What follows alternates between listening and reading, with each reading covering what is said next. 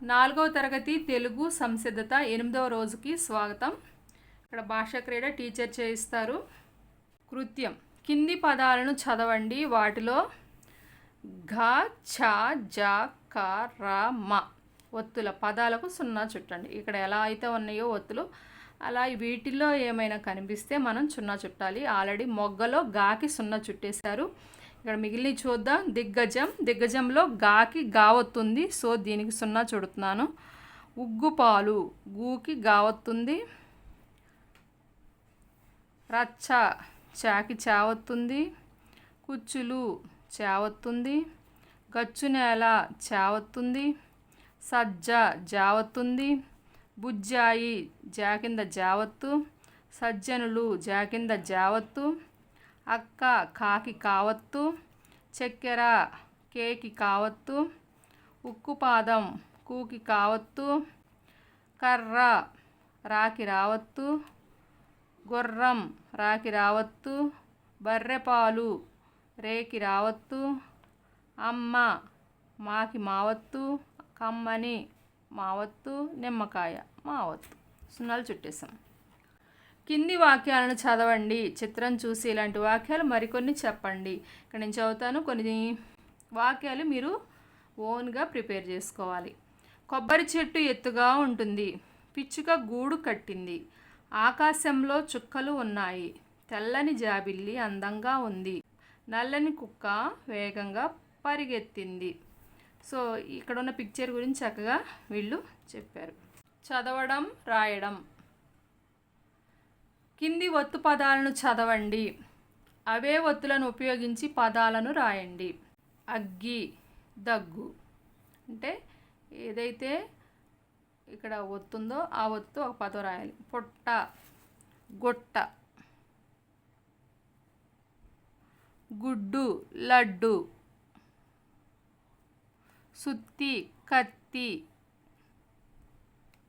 ఎత్తు, ఎద్దు, మొద్దు.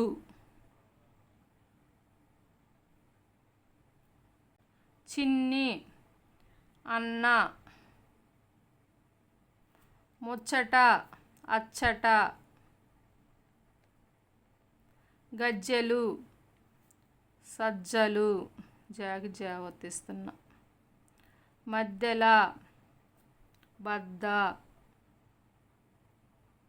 పచ్చన, నిచ్చెన. కట్టెలు, గట్టు. రెప్పలు, కప్ప.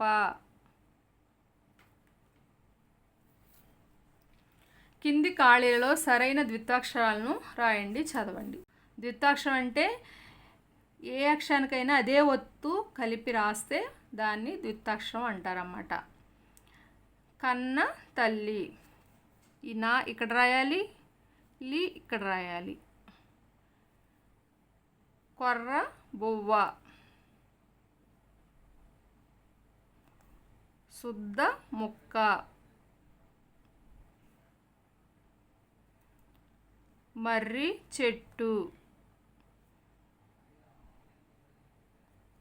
సబ్బు బిళ్ళ.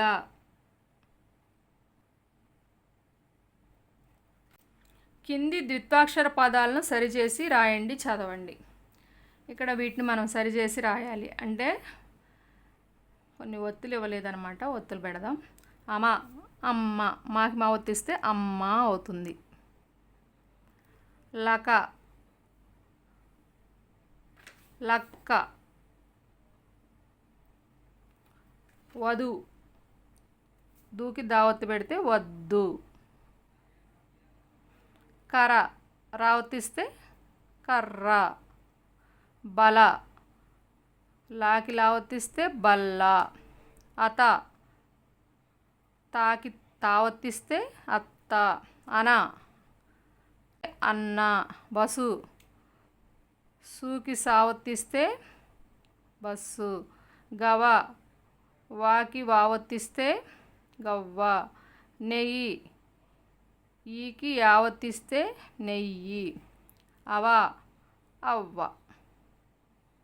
ఇక్కడ ఒక్త లేఖనం రాయాలి, అంటే డిక్టేషన్ రాయాలి.